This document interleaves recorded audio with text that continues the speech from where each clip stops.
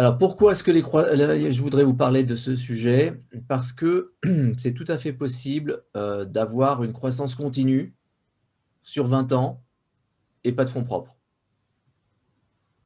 C'est possible et en général, vous avez là, des tas de conseils qui vont vous dire: «Il faudrait probablement que tu ralentisses ta croissance, afin de retrouver la profitabilité parce que là, c'est un vrai problème, là, ça nous fait peur».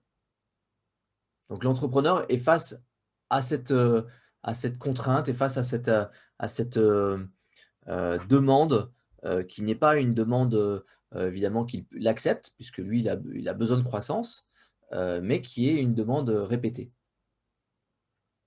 Alors je vais vous, on va évoquer un cas qui est le cas d'une SS2I et on va dire: «Bon, bah, comment est-ce qu'une SS2I», alors ça s'appelle plus une SS2I maintenant, hein, c'est vrai que je pourquoi est-ce que mon partage d'écran est en pause? Vous voyez tout là ou pas? Oui, Bon oui, allez, enfin, je sais pas, t'as changé de slide ou pas?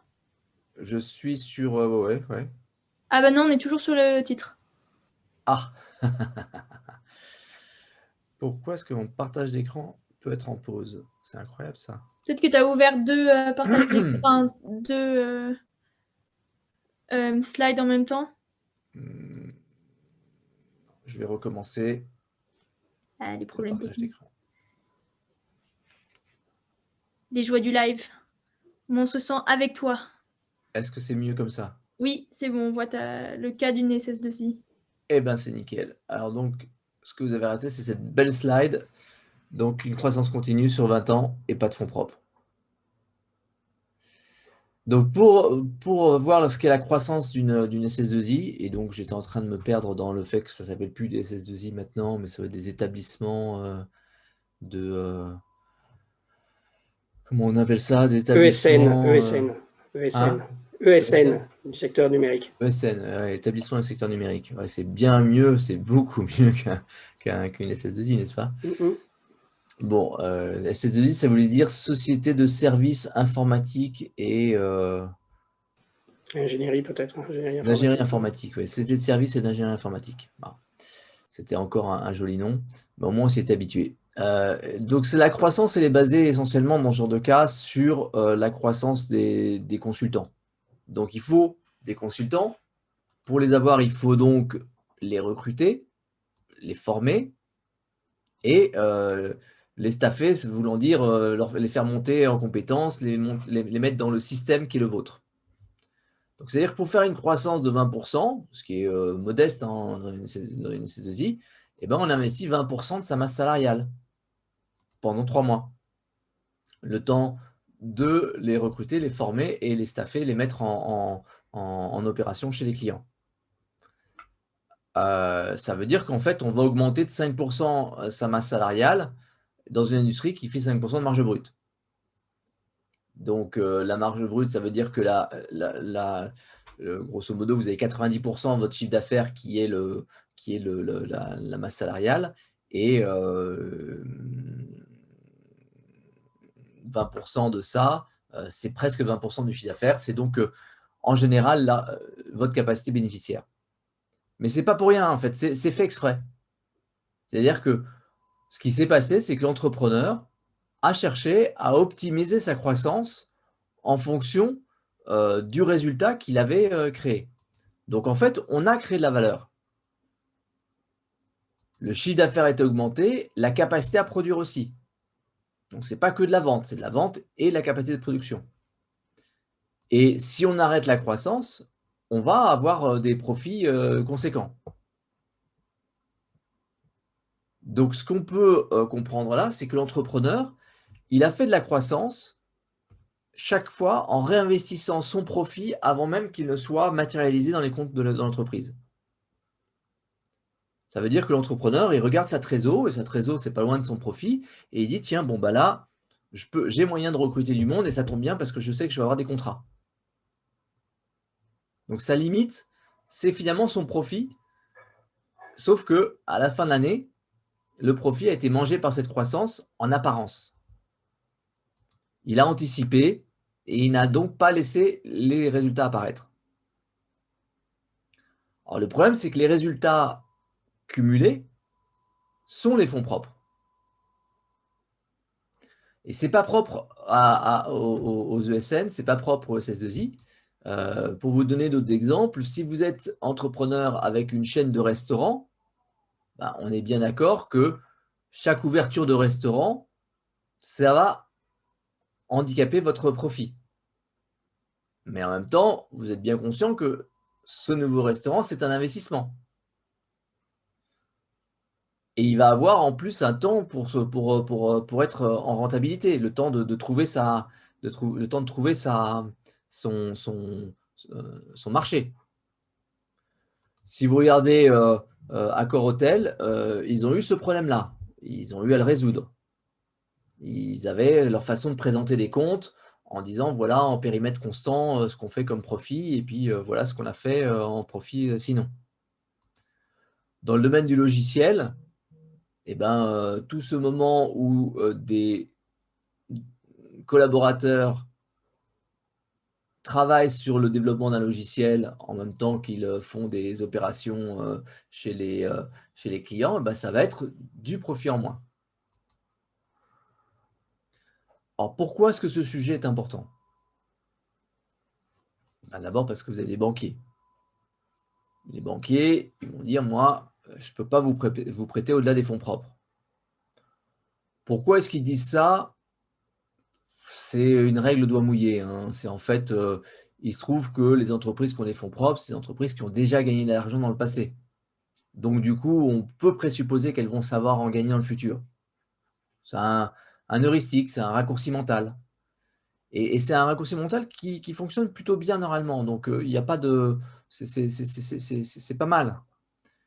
C'est juste que on confond parfois les fonds propres, donc l'argent qui appartient à l'entreprise, avec les capitaux, qui peuvent être de l'argent qui appartient pas à l'entreprise. Quand vous avez fait une augmentation de capital, par exemple, vous avez des investisseurs qui ont une attente, et cette attente, c'est de sortir leur argent le plus vite possible de l'entreprise.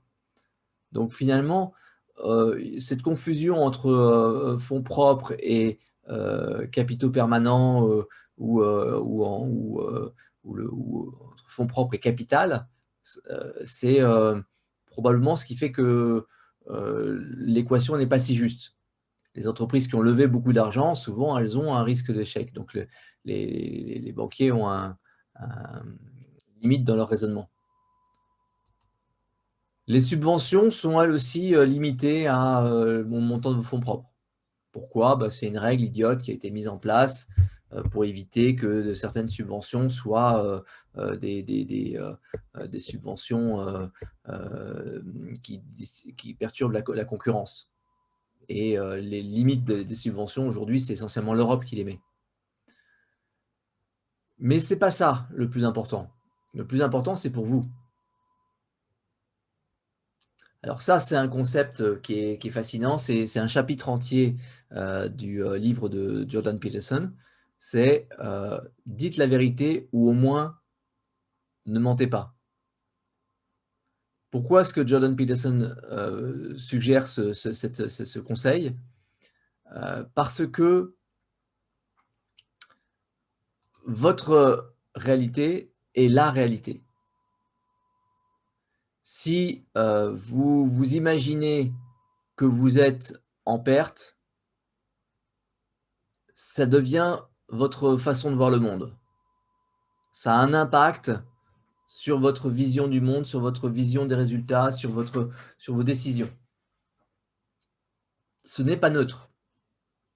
On n'est pas dans deux mondes qui se côtoient. Je sais que j'ai mes comptes de résultats qui ne sont pas tout à fait justes et que j'ai mon entreprise.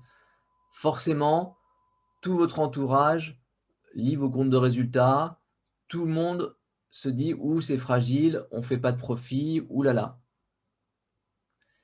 Il y a un autre aspect là-dedans, c'est que vous avez besoin de mesurer les résultats, notamment les résultats de vos investissements.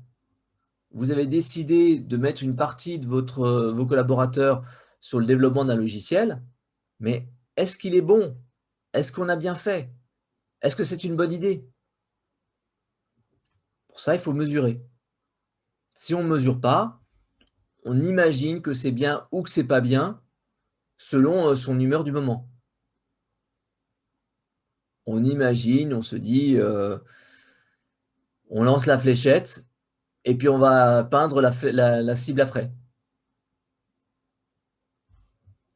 Alors, comment est-ce qu'on va faire? C'est très simple en fait. On va créer un deuxième compte de résultat.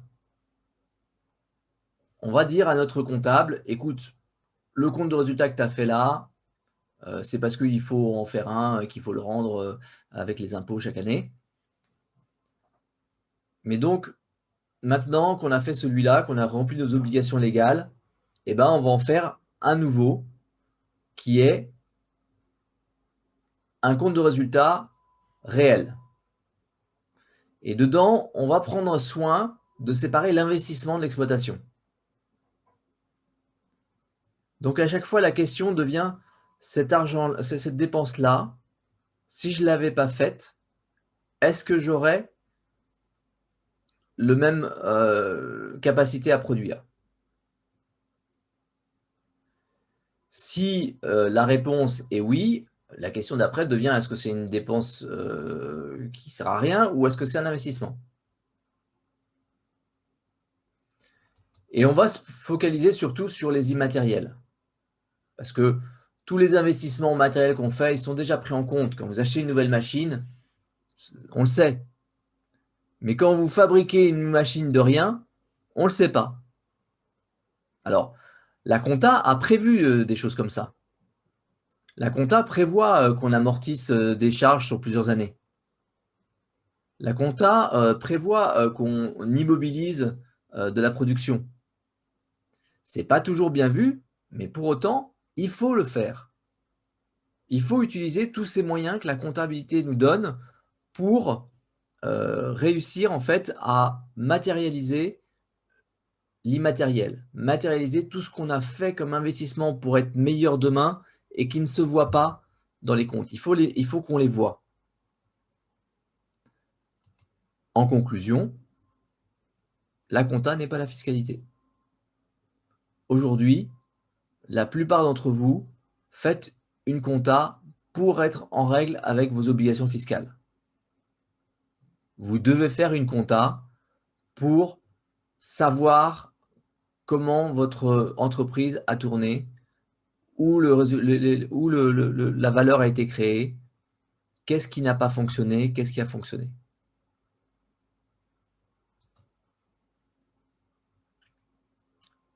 Est-ce que vous avez des questions? Super. Ben, merci beaucoup, Jean-Christophe. Pour l'instant, on n'a pas de questions. Je pense que c'est le temps que ça rentre et que les gens absorbent les informations que tu viens de leur donner. Mais aussi, n'hésitez pas, si vous avez des questions, à les poser dans le chat. Et si vous êtes sur YouTube, je garde aussi un œil sur le chat de YouTube, donc n'hésitez pas à les poser sur le chat de YouTube. Rien que pour te tester. Ah, il y a Frédéric qui pose... Frédéric nous rappelle que l'État est notre premier actionnaire. Alors, ce n'est pas forcément notre premier actionnaire, mais en tout cas, il y a une vieille blague qui circulait à l'époque quand on se posait la question de quand on se servait du résultat, quand on se servait dans la caisse et qu'on était le seul associé, quel était le problème? Et la réponse était, n'oubliez pas que vous avez un associé à un tiers qui est aussi un héritier à 60%, c'est l'État français. Et donc, l'État français ne veut pas être grugé. Bon, alors, ce qui est terrible, c'est qu'en même temps, il reçoit aussi de l'argent en tant qu'impôt sur les revenus, et donc ça devrait être relativement neutre pour lui. Mais bon, il ne l'est pas, ça contribue à la chose. Alors, la question de comment faire une comptabilité, et est-ce qu'on parle d'analytique? En fait, c'est probablement ce qu'on appelle la comptabilité analytique, c'est-à-dire de reclasser, les charges aux bons endroits. Et souvent, on les a classés dans des catégories qui sont juste des catégories normales. Est-ce que c'est une charge? Est-ce que c'est un investissement? Un investissement, c'est quelque chose de très normé. C'est une catégorie de produits, des types de produits, et les salaires n'en font pas partie. Donc, le point, c'est de reclasser. Donc, de reclasser la partie des salaires qui sont, d'après nous, de l'investissement. De reclasser la partie de loyer qui est de l'investissement. Moi, je sais qu'un de mes clients avait pour habitude, quand il faisait un nouveau produit, de loger les collaborateurs qui allaient travailler sur ce nouveau produit à l'étage du dessus. Donc, ils avaient 100 mètres carrés qui étaient uniquement pour eux. Et c'est quand même facile d'identifier le fait que cet espace est un espace qui est l'espace d'investissement. Alors, dans un monde idéal, vous pourriez créer quasiment une start-up à chaque fois. Mais finalement, est-ce que ce n'est pas beaucoup plus compliqué que de comptabiliser en interne cette notion de start-up interne? Voilà, voilà.